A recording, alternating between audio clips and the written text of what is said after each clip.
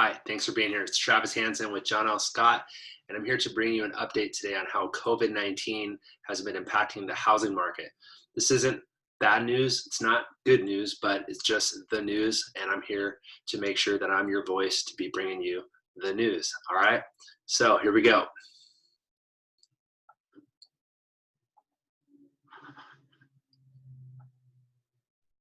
Again, this is an update for the week of April 12th through the 18th. So while we don't know the exact impact the coronavirus will have on the housing market, we do know that housing isn't the driver. So we're going to take a look at some slides here coming up, and what we know from history and what we can learn from previous times when we've been through other pandemics, recessions, things like that. So timeline of events related around the real estate industry. March 25th, of course, Governor Jay Inslee ordered all realtors, all businesses to stay at home. Thankfully, things lined up on March 28th when realtors were approved to, we became essential business. We're now allowed to show buyers' homes in person. Inspectors and appraisers also got to resume service. Then April 2nd, photographers and stagers were allowed to resume service as well. Open houses are still not allowed at this time. No open houses, okay?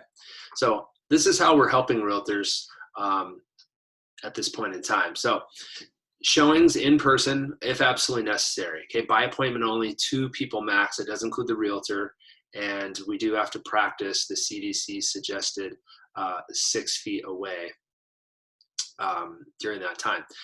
Virtual showings, this includes using technology like FaceTime, Zoom, which I'm on right now. Virtual open houses, this can mean getting into open houses again through the screen virtually. All listing agents are doing these. We're helping set up inspections. We're helping set up photography and video and staging. And then we have a plan to keep you safe, and I have a plan for my clients. Here's a list of the safety protocols here. Probably the biggest one is the one at the bottom, which is, this was just signed into law recently by Congress. They were gonna start this in October, but they rolled it up sooner to benefit everybody impacted. So it is remote closings and digital recording procedures that allow buyers and sellers to do the closings from the comfort of their home. So now you can just sign online. You do it through a little web meeting such as Zoom or WebEx, and you sign the documents online. There's no touching papers. There's no sharing pens with an escrow officer. So it's much easier, and it's all based around safety. So got a plan here to keep you buyers and sellers safe.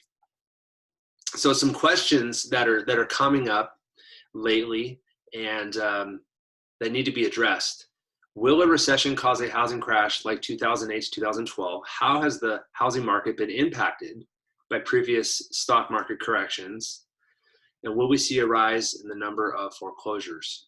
So it's important to know that a recession does not equate a housing crisis. They're 2 completely different things, as we'll see.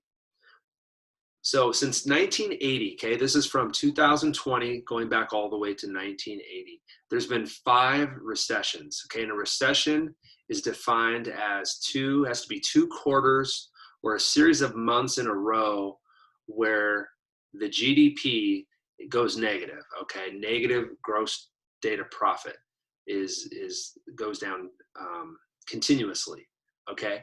So during these last 5 recessions, only 2 of the 5 have experienced home prices actually going down. So again, housing crisis is not a recession, and we can see the proof here. The only time they did go down was during the Gulf War, 1991, and then of course during the Great Recession or mortgage meltdown in 2008. Other than that, home prices stayed the same, and most economists all agree that this recession, which we are now a part of, you're not hearing it much on the news yet, but you will. We're expected to continue to see home prices continue to appreciate. So that's good news. This slide here is going to illustrate how the stock market impacted by previous stock market corrections, or sorry, how the housing market was impacted by previous stock market corrections. So during both the dot-com scare and 9/11 attacks, the stock market showed volatility like we're seeing today. However, the housing market wasn't affected, and home prices actually continued to appreciate. All right, more good news. And will we see a rise in foreclosures? People remember in 2008, 2012, many people lost their homes. They were upside down. They were walking away from their homes. And people are wondering, are we going to see that again here? We're not expecting to. That's because the biggest difference is people have equity in their homes now. People are, if you will, equity rich. 50% of homes in America today have at least 50% of equity in them. So if things got really tight, people are just going to draw cash out of their homes. Of course, they're not going to walk away from their homes. So the years leading up to the Great Recession of 2008, 2012, people were exhausting their home equity line of credits, refinancing at the cost of $824 billion. The last 3 years just haven't been the same. People have only taken out $232 billion, which is obviously a huge difference. So nobody has a crystal ball. Nobody knows exactly when this is going to end, when businesses are going to rebound and snap back into position where they should be.